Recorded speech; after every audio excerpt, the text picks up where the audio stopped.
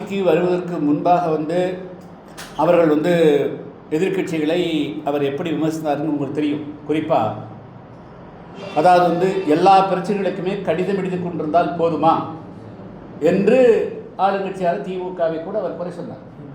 இப்பொழுது இன்று பார்க்குற போது முதலமைச்சர் விஜய் அவர்கள் அதே காவிரி பிரச்சனைக்கு கடிதம் தான் எழுத ஆரம்பிக்கிறார். இது என்ன நியாயம்? அது இப்பொழுது கடிதம் எழுதக்கூடிய காலகட்டம் இல்லை. இது நீங்கள் ஏப்ரல் மாதத்தில் கடிதம் எழுதியிருந்தால் சரியாக இருக்க முடியும். இப்பொழுது ஒரு குறுவை ஒரு சாகுபடியே போயிடுச்சு. இப்பொழுது திருவாரூர், நாகை, அதேபோல் தஞ்சாவூர் டெல்டா மாவட்டங்களில் குடிநீருக்கே மிகப்பெரிய அளவுக்கு பாதிப்பு, குடிநீர் பஞ்சம் ஏற்பட்டு தினமும் சாலையில் மக்கள் போராடுகிறார்கள். அப்போ இந்த நிலையிலும் நீங்கள் கடிதம் எழுதி கொண்டிருந்தால் இந்த பிரச்சனைக்கு எப்படி தீர்வு வருது? நீங்கள் இதுக்காக அனைத்து கட்சி கூட்டத்தை நாங்கள் ஏற்பாடு சொல்லி பலமுறை சொன்னோம், ஏன் நீங்கள் அந்த முயற்சி எடுக்கலை? அதுவோ நீங்களே தமிழ்நாடு முதலமைச்சராக அவர் பெங்களூர் போய் பேச்சுவார்த்தையில் ஈடுபடுவதாக சொல்லப்படுகிறது. இதெல்லாம் தமிழ்நாட்டு மக்களுடைய இன்றைய பிரச்சனைக்கு உதவாது. அவன் நீங்கள் வெறுமனே ரெட்டாரிக்கா வெறும் விளம்பரத்துக்காக நாங்கள் லஞ்சத்தை ஒழிச்சிட்டோம் அல்லது விரைவில் சொல்லி பிரயோஜனம் இல்லை. கண் முன்னாடி பழனி கோவில் ஒரு ஏறக்குறைய ஜூலை மாதம் 6ஆம் தேதி சம்பவம் நடந்து இன்று வரையிலும் அந்த குற்றவாளிகள் யாருக்காக அந்த நிலம் கைமாறியது என்பது கண்டுபிடிக்க முடியல. அப்போ ஏறக்குறைய ஒரு மாத காலம் ஆகியும் கூட அந்த யார் பின்னால் இருந்து இந்த நிலம் பரிமாற்றம் செய்தால் கண்டுபிடிக்க முடியல. அப்புறம் எப்படி லஞ்சத்தை ஒழிக்க முடியும்? லஞ்சம் தானே லஞ்சம் நடைபெற்றதுனால தானே அந்த பரிமாற்றம் நடக்குது. எனவே இதே எடுத்துக்காட்டா போச்சு. அதாவது மேகதாது அணை விவாதத்தில் கர்நாடகா இப்போ வரைக்கும் தமிழகத்துக்கான தண்ணீரை தரல. ஆனால் மத்திய அரசுடைய இணையமைச்சர் குறிப்பாக மே மாதத்துக்கு 9.14 டிஎம்சி கொடுக்கணுங்க. ஜூன் மாதத்துக்கு 12 டிஎம்சி கொடுக்கணும். ஜூலை மாதத்துக்கு 20க்கு மேலே கொடுக்கணும். 40 டிஎம்சி தண்ணி வருதுங்க கணக்கு பண்ணால். இதில் இன்றைக்கி வரலும் 1 டிஎம்சி கூட தண்ணி வரலைங்க. அப்போ எப்படி குறுவை சாகுபன்றது? எப்படி காவிரி ஆற்றினுடைய எல்லாப்படி கம்ப்ளீட்டாக நீர் வற்றி போச்சு. கீழே நிலத்தடி நீர் போனால் உப்பா தண்ணி வருது, அந்த தண்ணி குடிக்கிறதுக்கு பயன்படாது. ஸோ அதனால் குறைந்தபட்சம் இந்த ஷேர், இந்த டிஸ்ட்ரெஸ் ஷேரை பெறுவதற்கு ஏன் தமிழ்நாடு முதலமைச்சர் ஒரு இது ஒரு தீவிரத்தன்மை காட்டல? ஆனால் மத்திய இணையமைச்சர் மேகதாது பகுதியில் அணை கட்டுவதற்கு தமிழகத்தினுடைய அனுமதி தேவைன்னு சொல்லிட்டு ஒரு மத்திய இணையமைச்சர் பேசியிருக்காரு. 2 மாநிலங்களுக்கிடையான இந்த பிரச்சனை தீர்த்து வைக்க வேண்டியதை மத்திய அரசுடைய பொறுப்பு. அவர்களுடைய பேசுவதை எப்படி? சரி, இப்போ தான் ஒரு நாடாளுமன்ற உறுப்பினர் தார வார்த்தாங்க. தமிழ்நாட்டுடைய நாடாளுமன்ற உறுப்பினரை காங்கிரஸுக்கு தார வார்த்தாங்க. அந்த நாடாளுமன்ற உறுப்பினர் தமிழ்நாட்டினுடைய பிரதிநிதியாக தமிழ்நாட்டு மக்களுடைய வாக்குகளால் தேர்ந்தெடுக்கப்பட்ட சட்டமன்ற உறுப்பினராக தேர்ந்தெடுக்கப்பட்ட அந்த நாடாளுமன்ற பிரிவின் செக்ரட்டரிங்களா, அந்த நாடாளுமன்ற உறுப்பினர் தமிழ்நாட்டு மக்கள் இப்படி காவிரி நதிநீர் மேலாண்மை வாரியத்தை தெளிவாக சொல்லியிருக்காரு. எந்த அணைக்கட்டுகள் எந்த கன்ஸ்ட்ரக்ஷன் இருந்தாலும் கூட தமிழ்நாட்டினுடைய ஒப்புதல், தமிழ்நாடு, கேரளம், பாண்டிச்சேரியுடைய ஒப்புதல் இல்லாமல் கட்ட முடியாது. அப்படி இருக்கிற போது நாடாளுமன்றத்தில் ஒரு இணையமைச்சர் சொல்லுகின்ற பொழுது உண்மையாக அந்த நாடாளுமன்ற உறுப்பினர் அது எதிர்ப்பு தெரிவிச்சிருக்கணுமா இல்லையா?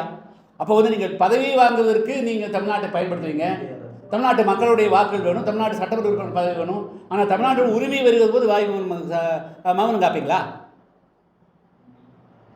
சட்டமன்றத்தில் தனி தீர்மானம் நிறைவேற்றப்பட்டோம், நடுவர் மன்றம் அமைக்கணும், ஒரு மனதாக அனைத்து கட்சிகளும் தீர்மானம் நிறைவேற்றின பிறகும் முதலமைச்சர் பிரதமரை சந்திக்கலன்னு குற்றச்சாட்டு வைக்கப்பட்டு தொடர்ச்சியாக அதான் நாங்கள் அதான சொல்கிறோம். அதாவது நாங்கள் தொடர்ந்து என்ன வலியுறுத்துறோம்னா, நீங்கள் சட்டமன்றத்தில் இருக்கக்கூடிய அரசியல் கட்சிகளை மட்டும் சட்டமன்றத்தில் தீர்மானம் நிறைவேற்றினால் போதாது. தமிழ்நாட்டில் சட்டமன்றத்துக்கு வெளியேயும் எண்ணற்ற அரசியல் கட்சிகள் இருக்கின்றன, விவசாய சங்கங்கள் இருக்கிறது, சமூகர்கள் இருக்கிறார்கள். எல்லோரையும் அழைத்து எல்லோருடைய ஒப்புதலோடு எல்லோரையும் அழைத்து கொண்டு டெல்லி சென்று பாரத பிரதமர் அவருக்கு அழுத்தம் கொடுத்தால்தான் இது நம்முடைய உரிமை பெற முடியும். அதே போல் காவிரி மேலாண்மை வாரியத்திலையும் முறையிடணும், அதே போல் சுப்ரீம் கோர்ட்டுக்கும் போகணும். ஸோ எல்லா வழிகளிலும் நான் தாக்குதல் தொடுத்தா தான் தமிழ்நாட்டுடைய உரிமையை பெற முடியுமே தவிர கையை கட்டி கொண்டு வாயை போற்றி கொண்டு மௌனம் சாய்த்தால் மௌனசாமியாராக இருந்தால் நிச்சயமாக தமிழ்நாட்டு மக்களுக்கு உரிமை வராது.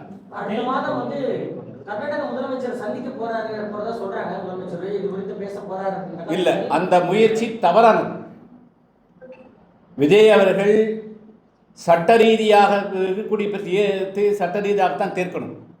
பேச்சுவார்த்தையின் மூலமாக இது தீர்க்க முடியாது. இது மிகப்பெரிய அளவு தொடர்ந்து பேச்சுவார்த்தை தோல்வியானால் முதலமைச்சரே பேசியாச்சுன்னு சொன்னால் அப்போ அதுக்கு பிறகு தமிழ்நாட்டினுடைய உரிமை பறிபோய்விடும். அதனால் எந்த காரணத்தை கொண்டும் தமிழ்நாடு முதலமைச்சர் அவர்கள் கர்நாடகம் சென்று கர்நாடகத்தினுடைய முதலமைச்சரை அது மேகதாது அணைக்கட்டுக்காக போனாலும் சரி, காவிரி நீரை பெறுவதாக போனாலும் சரி, இரண்டுமே தவறானது. தமிழ்நாடு அரசு உச்சநீதிமன்றத்தை அணுக வேண்டும், காவிரி நதிநீர் மேலாண்மை வாரியத்தை அதேபோல ஒழுங்காற்று ஆணையத்தான் அணுக வேண்டுமே தவிர எந்த விதமான பசப்பு தான் பேச்சுவார்த்தைகள், அரசியல் ரீதியாக லாபம் தரக்கூடிய பேச்சுவார்த்தைகளை தவிர்க்க வேண்டும். அரசியல் கொள்கை ரீதியாகவே எதிரெதிரே இருக்கக்கூடிய காங்கிரஸ், பாஜக உள்ளிட்ட மத்திய அமைச்சர்களை நேற்று கூட அனைத்து கட்சி கூட்டமாக டெல்லியில் கூட்டியிருக்காங்க. இது தொடர்ச்சியாக மேகதாது அணைக்கட்டு தொடர்பாக மத்திய அரசுக்கு அவங்க மறுத்து கொடுக்க தயாராகிட்டாங்க. இன்னொரு பக்கம் குறுவை சாகுபடி போயிட்டு போச்சு. இவங்க என்ன நடவடிக்கை எடுக்க மாட்டாங்க? மேலாண்மை ஆணைய தலைகளை, உச்சநீதிமன்ற தலைகளை என்ன என்ன எதற்காக இவ்வளவு தாமதம் நினைக்கிறேன்? இல்லை, அவங்க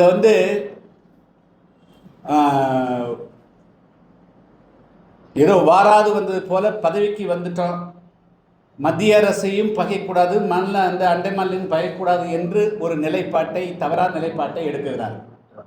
அது தவறான. தமிழ்நாட்டு மக்கள் உங்களுக்கு வாக்களிச்சிருக்கிறாங்களோ, ஆட்சி கொண்டு வந்திருக்கிறாங்க அப்படின்னா, கடந்த ஆட்சியில் இருந்தவர்கள் கூட நீங்கள் வேகமாக செயல்படுவீர்கள், நீங்கள் இன்னும் உக்கிரமாக செயல்படுவீர்கள். தமிழ்நாட்டு உரிமையை கடிதம் எழுதாமல் நீங்கள் போராடி திரைப்படத்தில் எப்படி வாழிட்டு சண்டை போட்டு நீங்கள் வெற்றி பெறுகிறோ அதே போல இங்கே மக்களுடைய ஆதரவோடு நீங்கள் மத்திய அரசை கடுமையாக சாடி மாநில அரசோடு சண்டை போட்டு உரிமை பெற்று குறிப்பிட்டிருந்ததாக தான் ஆட்சி கொடுத்துக்கிறாங்க. அப்போ நீங்கள் அதை செய்யணும் இல்லை, ப்ராக்டிக்கலாக செய்யணும் இல்லை. உங்களுக்கு அதுக்காக தான் உங்களை உட்கார வச்சிருக்கிறாங்க.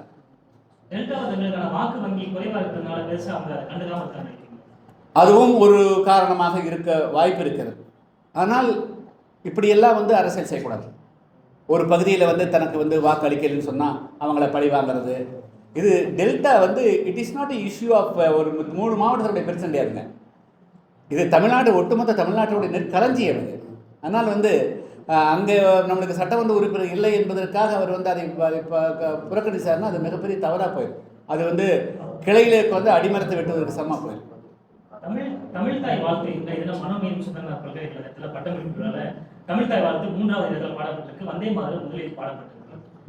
தமிழ் தாய் வாழ்த்து எழுதினவருடைய பெயராக இருக்கக்கூடிய அந்த பல்கலைக்கழகத்தில் ஆளுநர் நிகழ்ச்சின்னு சொல்லி ஒரு காரணம் சொல்லப்படுது. அரசு இதுக்கு எந்த கண்டனமும் தெரிவிக்கல, இது வரைக்கும் ஒரு அபிஷியலாக ஸ்டேட்மெண்ட் இல்லைங்க. அதாவது ஒரு தமிழுக்கு ஒரு மிக முக்கியமான இடத்தை பெற்றுக் கொடுத்தவர், மிகப்பெரிய அளவுக்கு தமிழ் மொழிக்கு அடுத்த கட்டத்துக்கு எடுத்துக்கொண்டவர் மீனாட்சி சுந்தரம் அவர்கள். தமிழ் தாய் வாழ்த்து மூலமாக இந்திய மாநிலங்களிலேயே ஒரு மிகப்பெரிய அடையாளத்தை பெற்றுக் கொடுத்தார். அவருடைய பெயராக இருக்கக்கூடிய அந்த பல்கலைக்கழகத்தில் அவர் எழுதின பாட முடியுங்கிறது மிகப்பெரிய ஒரு வருத்தத்தை அளிக்கக்கூடியது. தமிழ்நாடு அரசு அவங்களுடைய அமைச்சர்களோ அல்லது அதிகாரிகளோ போகல அப்படிங்கிறதெல்லாம் முக்கியமில்லை. நீங்கள் இதுக்கு தீர்வு காணும். நீங்கள் சும்மா எத்தனை மீட்டிங்கு நீங்கள் புறக்கணிப்பீங்க? தமிழ்நாட்டில் 30க்கும் மேற்பட்ட பல்கலைக்கழகம் இருக்குது. எல்லா நிகழ்ச்சிகளும் அதான் செய்வாங்க. நீங்கள் தமிழ்நாடு அரசு தமிழ் தாய் வாழ்த்தை முதலில் பாடுவதற்கு என்ன ஆக்கபூர்வமான நடவடிக்கை எடுக்க போகிறீர்கள் அப்படிங்கிறது தான் முக்கியமான கேள்வி. என்னுடைய கேள்வி, நீங்கள் புறக்கணிக்கிறதில்ல தீர்வுக்கு என்ன வழிங்கிறத சொல்லணும். புறக்கணிக்கிறதால தீர்வு வராது. அந்த பாட வைக்கிறதுக்கு என்ன நடவடிக்கை எடுக்க போறீங்க, அதுதான் தமிழ்நாடு மக்கள் அனைவரும் எதிர்பார்க்கிறார்கள். குறிப்பாக தமிழ்நாடு அரசுடைய பிரச்சனைகளாக இருக்கட்டும், மேகதாதுவாக இருக்கட்டும், நீட் விஷயம் விவகாரமாக இருக்கட்டும், அதே போன்று பல்வேறு விஷயங்களாக இருக்கும். தொடர்ந்து முதலமைச்சர் பேசவே மாட்டாங்க இது குறித்து. ஏன்னா தேர்தலுக்கு முன்பே நாங்கள் நீட் எதிர்ப்பு, அதாவது மத்திய பாஜக அரசு எதிர்ப்பு பல்வேறு விஷயங்களை பேசிட்டு ஆட்சிக்கு வந்த பிறகு இது குறித்து இதுவரைக்குமே பேசல. பல்வேறு எதிர்கட்சிகள் குற்றம் சாட்டுறாங்க. அது இல்லை, பேசாமல் இருந்தது ஆட்சிக்கு முன்னாடி வேணா அவருக்கு சாதகமாக இருக்கலாம். ஆனால் தொடர்ந்து பேசாமல் மக்களோடு தொடர்பற்று இருக்கக்கூடிய ஒரு முதலமைச்சர் ஆட்சிக்கு அதுவே ஒரு ஆபத்தாக முடியும். அது எப்போ முடியும், எப்போ சேரும் சொல்ல முடியாது. எதை சரியென்று, எது சரியானது என்று அவர்கள் முன்பு கருதினார்களோ, ஆனால் இப்பொழுது அப்படி கருத முடியாது.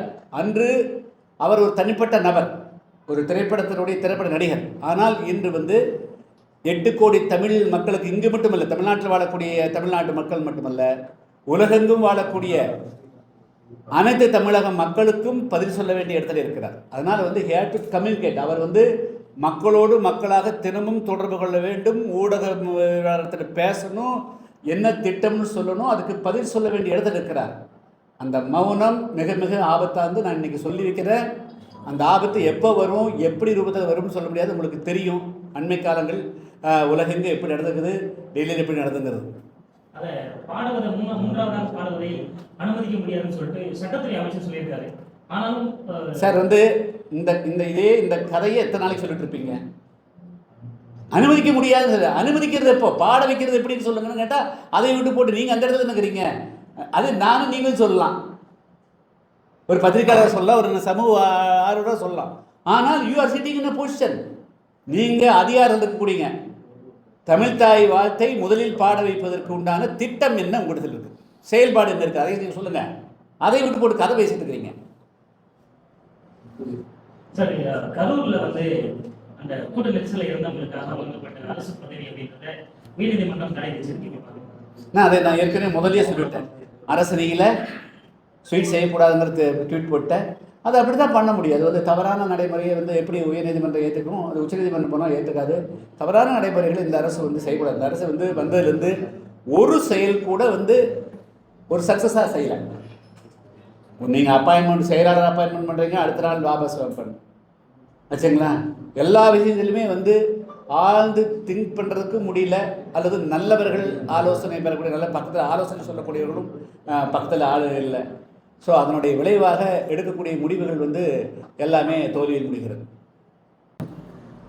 கடந்த ஒரு மாத காலமாக திருவாரூர், நாகை, தஞ்சை மாவட்டங்களுடைய பல பகுதிகளில் குடிக்கக்கூட தண்ணீர் இல்லாமல் குடிநீர் பஞ்சம் ஏற்பட்டு மக்கள் தினமும் தெருவுக்கு போராடக்கூடிய ஒரு சூழல் உருவாகியிருக்கிறது. தமிழ்நாட்டுக்கு சேர வேண்டிய 40 TMC தண்ணீரை பெற்றுத் தருவதற்கு உச்சநீதிமன்றத்தை தமிழ்நாடு அரசு அணுகியிருக்க வேண்டும், அல்லது காவிரி மேலாண்மை வாரியத்தை அணுகியிருக்க வேண்டும். ஆட்சி பொறுப்பேற்று 2.5 மாதங்கள் ஆன நிலையில் தமிழ்நாட்டினுடைய மிக ஜீவாதாரமான இந்த பிரச்சனை குறித்து இன்று ஆட்சி இருக்கக்கூடிய விஜய் அவருடைய அரசு மிகுந்த மெத்தன போக்கை கையாளுகிறது. இந்த அரசினுடைய பலகீனத்தை பயன்படுத்தி கொண்டு கர்நாடக அரசு வெந்தகுனிலே வேலை பாய்ச்சுவதைப் போல மேகதாது என்ற அணையை கர்நாடகத்துக்குள் கட்டுவதற்கு தீவிர முயற்சி எடுத்து வருகிறார். எனவே தமிழ்நாட்டினுடைய மிக முக்கியமான இந்த பிரச்சனைக்கு தீர்வு காண்பதற்கு தமிழ்நாடு முதலமைச்சருடைய தலைமையில் ஒரு அனைத்து கட்சி கூட்டத்தை கூட்ட வேண்டும் என்று நானே பத்திரிகையாளரிடத்தில், செய்தியாளரிடத்தில் ஏறக்குறைய 4 முறை வேண்டுகோள் வைத்தோம். தமிழ்நாட்டினுடைய அனைத்து அரசியல் கட்சிகளும், பிரதான அரசியல் கட்சியான திராவிட முன்னேற்ற கழகத்தினுடைய தலைவர் ஸ்டாலின் அவர்கள் அறிக்கை வைத்திருக்கிறார். அதே போல ஒவ்வொரு அரசியல் கட்சியும் அறிக்கை கொடுத்திருக்கிறார். இருந்தாலும் கூட இதை பற்றியெல்லாம் பாராமுகமாக இன்று அரசு இருக்கிறது. இனியும் பாராமுகமாக இருந்தால் தமிழ்நாடு, குறிப்பாக தமிழ்நாடு ஒரு மிகப்பெரிய உணவு பற்றாக்குறைக்கு தள்ளப்படக்கூடிய ஒரு அபாய நிலை ஏற்படும். எனவே இதை தடுத்து நிறுத்துவதற்கு முதல்ல கர்நாடகத்திலிருந்து டிஸ்ட்ரெஸ் பீரியட் என்று அழைக்கப்படக்கூடிய மிக வறட்சியான காலகட்டங்களில் தமிழ்நாட்டுக்கு சேர வேண்டிய தண்ணீரை பெறுவதற்கு ஆளுங்கட்சி எந்த முயற்சியும், அதாவது ஆட்சியாளர் எந்த முயற்சியும் எடுக்காத இந்த வேளையில் தமிழ்நாட்டினுடைய அனைத்து அரசியல் கட்சிகளும் ஒருமுகமாக தமிழ்நாடு அரசுக்கும் மத்திய அரசுக்கும் அழுத்தம் கொடுக்கக்கூடிய வகையில் வருகிற 1ஆம் தேதி, அதாவது ஆகஸ்ட் மாதம் 1ஆம் தேதி சனிக்கிழமை அன்று காலை 11 மணி அளவில் ஒரு அனைத்து கட்சி கூட்டத்தை ஏற்பாடு செய்திருக்கிறோம். தமிழ்நாட்டுடைய பல வனப்பகுதிகளில் பல தலைமுறைகளாக வாழ்ந்து கொண்டிருக்கக்கூடிய அந்த பகுதி மக்களை கட்டாயப்படுத்தி வெளியேற்றக்கூடிய சூழ்நிலை உருவாகியிருக்கிறது. இப்பொழுது முதல்ல மாஞ்சோலையில் பிரச்சனை ஏற்பட்டது, அப்பொழுது யாரும் கண்டுகொள்ளவில்லை. அதனுடைய தொடர்ச்சியாக இப்பொழுது சிலுத்தூர் அதே போல் தேனி மாவட்டத்துடைய பல பகுதிகளில் மேகமலை பகுதிகளில் இருக்கக்கூடிய அந்த பகுதியே வாழ்வாதாரம் கொண்டக்கூடிய மக்களை எல்லாம் வெளியேற்றக்கூடிய கோவை மாவட்டத்தில் வால்பாறை பகுதி, அதே போல் கூடலூர் பகுதி என்று பல பகுதிக்கூடிய மக்களை எல்லாம் 6 தலைமுறை 7 தலைமுறைக்கூடிய மக்களை எல்லாம் வெளியேற்றக்கூடிய ஒரு நிலை இருக்கிறது. எனவே அதற்கெல்லாம் தீர்வாண்டுவதற்கும் ஒரு அனைத்து கட்சி கூட்டம், அந்த கூட்டம் ஏற்பாடு செய்யப்பட்டிருக்கிறது. அதே போல் தமிழ்நாட்டினுடைய பல பகுதிகளில் விலை மதிப்பற்ற, நினைத்தாலும் கூட வாங்க முடியாத அளவுக்கு இருக்கக்கூடிய பகுதிகள், அதாவது குறிப்பாக கோவில் நிலங்கள். நான் கடந்த 3 தினங்களுக்கு முன்பு பழனி சென்றிருந்தேன். அதாவது பழனி கோவிலுக்கு ஒரு அறக்கட்டளை நிலம், அந்த நிலம் அறப்பணிகளுக்கு தவிர வேறு எதுக்கும் பயன்படுத்தக்கூடாது என்ற விதிகள் இருந்தும் கூட அந்த நிலத்தை 1.4 ஏக்கர், அதாவது 1 ஏக்கர் 40 சென்ட் நிலத்தை 100 கோடி மதிப்புள்ள நிலத்தை வந்து சில பேர் வந்து சட்டவிரோதமாக பத்திரம் செய்திருக்கிறார்கள். இன்று கூட மதுரை மீனாட்சி அம்மன் கோவிலுக்கு சொந்தமான நிலம் இப்பொழுது வந்து 19 பேர் வந்து பட்டா போட்டு செய்து வருகிறது. தொடர்ச்சியாக கடந்த 2 மாதத்தில் பல இடங்களில், அதே போல் கரூர் பகுதியில் 3000க்கும் மேற்பட்ட ஏக்கர் நிலங்கள் என தொடர்ச்சியாக கோயில் நிலங்களே குறிவைத்து இந்த நிலங்கள் வந்து பத்திரப்பதிவு செய்து பட்டா மாறுதல் நடக்கக்கூடிய நிலையில் இருக்கிறது. எனவே இதுபோன்று ஒட்டுமொத்தமாக இப்பொழுது ஒரு ஆட்சி மாற்றம் ஏற்பட்டு தமிழ்நாடு வெற்றி கழகம் ஆட்சிக்கு வந்த பிறகு இதுபோல் தமிழ்நாட்டு மக்களுடைய வாழ்வாதாரம், நீராதாரம் பாதிக்கப்படுகிறது, வறட்சி தள்ளப்படுகிறது, கடும் குடிநீர் பஞ்சம் ஏற்படுகிறது. அதை பற்றியெல்லாம் எதுவுமே கவலைப்படாமல் இருக்கக்கூடிய இந்த அரசை செயல்பட வைக்கணும். முதலமைச்சர் வந்து மௌனம் தொடர்ந்து சாதிப்பதா அது வந்து எந்த விதத்திலும் உதவாது. எனவே அதற்கான அனைத்து அரசியல் கட்சிகளுடைய கூட்டத்தை வந்து நாங்கள் ஏற்பாடு செய்திருக்கிறோம்.